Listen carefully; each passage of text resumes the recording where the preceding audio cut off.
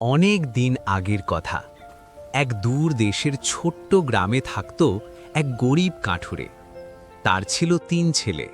বড় ছেলে রঘু, মাঝের ছেলে মধু আর ছোট ছেলে গোপাল। রঘু ছিল খুব অহংকারী, মধু ছিল একটু অলস, আর গোপাল ছিল খুবই ভালো মনের আর বুদ্ধিমান। একদিন কাঠুরে বাবা অসুস্থ হয়ে পড়লেন। তখন ৩ ছেলেকে ডেকে বললেন, বাবারা, আমি আর বেশি দিন বাঁচব না। তোমাদের জন্য একটা গোপন কথা রেখে যাচ্ছি। আমাদের গ্রামের পাশের জঙ্গলে আছে এক সোনার বন। যে সেই বন খুঁজে পাবে তার জীবনে আর দুঃখ থাকবে না।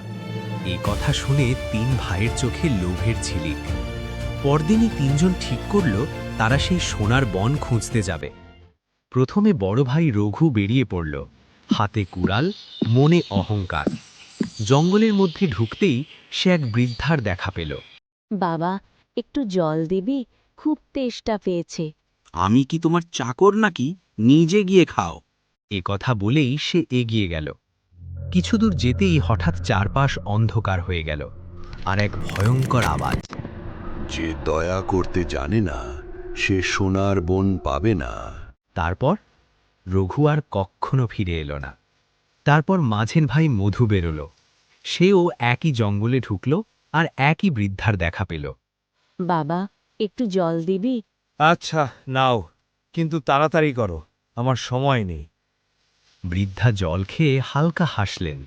যাও, সামনে দুটো রাস্তা পাবে, একটা সোজা, একটা বাঁ। সোজা পথে যেও না। কিন্তু মধু ভাবল, আমি কেন কারো কথা শুনব? সে সোজা পথেই হাঁটল। হঠাৎ চারপাশে কাটা, জঙ্গল, অন্ধকার, আর সে পথ হারিয়ে ফেলল। সেও আর ফিরল না। শেষে ছোট ভাই গোপাল বেরোল। তার মন ছিল শান্ত আর মুখে ছিল হাসি। জঙ্গলে ঢুকতেই সেই বৃদ্ধার দেখা পেল। বাবা, একটু জল দিবি? এই নিন ঠাকুমা, জল খান, আর এইটা একটু খাবারও আছে। বৃদ্ধা খুশি হয়ে বললেন, তুই ভালো ছেলে, আমি আসলে এই বনের রক্ষক। শোন, সামনে দুটো রাস্তা পাবি, বাঁ দিকের রাস্তা ধরবি। আরেকটা কথা, যে যা বলবে ভয় পাবি না। গোপাল ধীরে ধীরে এগিয়ে গেল। হঠাৎ সে দেখল এক বিশাল দরজা, সোনায় মোড়া। কে তুমি? আমি গোপাল, আমি সোনার বন খুঁজতে এসেছি। দরজা খুলে গেল। আর ভেতর থেকে আসতে লাগলো এক অদ্ভুত সোনালি আলো। ভিতরে ঢুকতেই সে দেখল পুরো বনটাই সোনার আলোয় ঝলমল করছে। গাছ, পাতা, ফুল সব সোনার। তুমি দয়া আর বুদ্ধির পরীক্ষা পাশ করেছ। এই বন তোমার জন্য। কিন্তু গোপাল মাথা নিচু করে বলল, আমি শুধু আমার পরিবারকে ভালো রাখতে চাই। এত ধন আমার দরকার নেই। তাই হবে। তোমার যতটুকু দরকার ততটুকুই পাবে। গোপাল বাড়ি ফিরে এলো। তার বাবা সুস্থ হয়ে উঠলেন। তাদের ঘরে আর অভাব রইল না।